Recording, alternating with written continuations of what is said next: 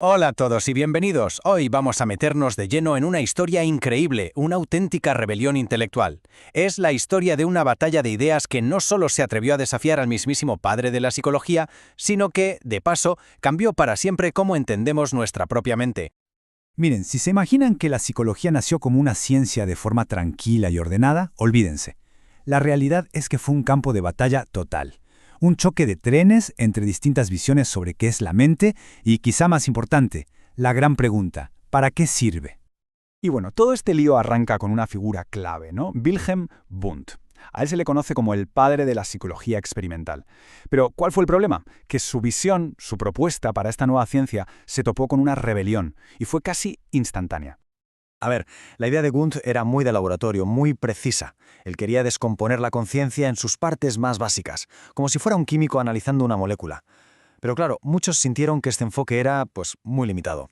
Es que era como intentar entender el océano entero estudiando una sola gota de agua en un tubo de ensayo. Se quedaba corto.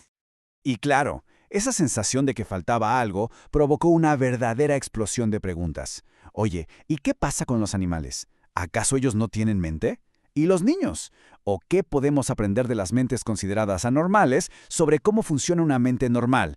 De repente, casi sin quererlo, la psicología se escapó de los muros del laboratorio y empezó a explorar la increíble y compleja jungla de la vida mental en todas sus formas. Todo este descontento, toda esta efervescencia, terminó por convertirse en el primer gran debate de la psicología. Se puso sobre la mesa una pregunta tan fundamental que lo cambió todo, y partió el campo en dos bandos con ideas que, la verdad, no podían ser más opuestas. El conflicto, en el fondo, se puede resumir en dos preguntas muy diferentes. Por un lado tenías a los estructuralistas, que seguían la línea de Wundt. Ellos querían saber de qué está hecha la mente. Buscaban como una especie de tabla periódica de la conciencia. Pero por otro lado estaban los funcionalistas, que llegaban con una pregunta mucho más práctica. Oye, ¿y esto para qué sirve? ¿Cómo nos ayuda la mente a sobrevivir, a adaptarnos al mundo? Y que no les quepa duda, Esto no fue un simple debate académico de pasillo. ¿Qué va? Fue una auténtica batalla campal por el alma misma de la psicología. Lo que se jugaba aquí era, ni más ni menos, que el futuro de cómo íbamos a estudiar la mente humana. Y aquí es donde la historia se pone todavía más interesante, porque uno pensaría que la rebelión vino de fuera. Pues no, resulta que tomó una fuerza increíble en la mismísima Alemania, en el patio trasero de Wundt. Allí, un grupo de psicólogos muy audaces se atrevieron a desafiar al maestro cara a cara. Fíjense, por ejemplo, en Hermann Ebbinghaus. Wundt estaba convencido de que los procesos mentales complejos, como la memoria, eran imposibles de estudiar en un laboratorio. Y Ebbinghaus básicamente le dijo, sujétame el cubata. Se inventó un método súper ingenioso con sílabas sin sentido, se usó a sí mismo como sujeto de estudio y demostró que la memoria no solo se podía medir, sino que seguía patrones, como su famosa curva del olvido. Fue un golpe directo a la autoridad de Wundt. Pero la cosa no paró ahí, Oswald Kulpe y su gente y la escuela de Wurzburgo fueron todavía más lejos. Se atrevieron a desafiar la idea de que pensar era simplemente una sucesión de imágenes en la cabeza.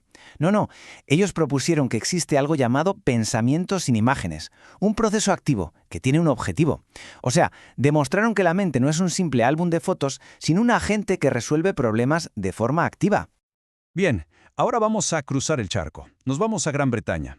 Aquí, la influencia de Darwin y su teoría de la evolución era tan fuerte que la psicología tomó un rumbo completamente distinto.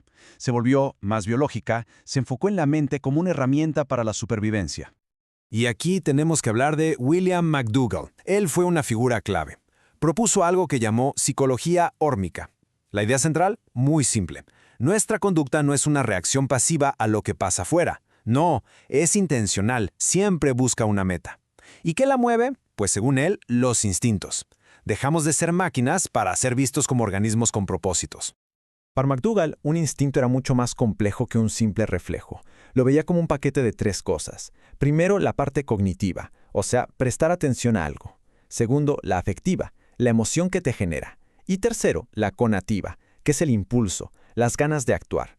La verdad es que era una visión súper dinámica y completa de lo que nos pone en marcha.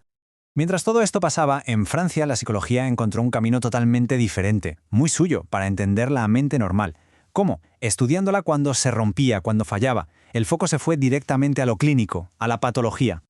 Y aquí es donde la idea de Théodule Ribot fue sencillamente brillante.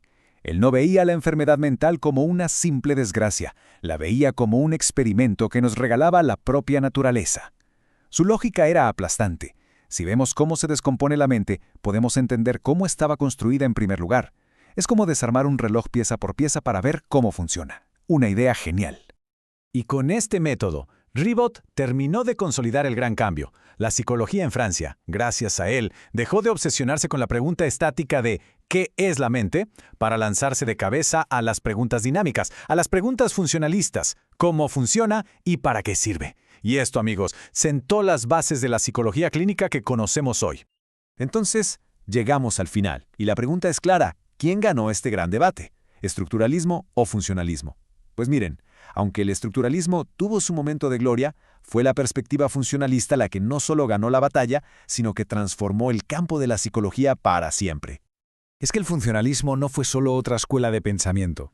Fue una auténtica revolución. Hizo que la psicología se abriera a estudiar a todo tipo de seres, no solo a humanos, adultos y normales.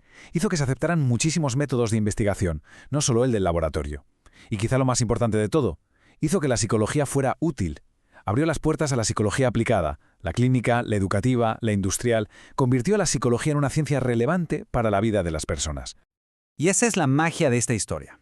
Esa pregunta, ¿para qué sirve la mente?, sigue hoy más viva que nunca. Es el motor que impulsa la investigación desde la neurociencia hasta el desarrollo de la inteligencia artificial. Las grandes preguntas no se responden y ya, sino que evolucionan.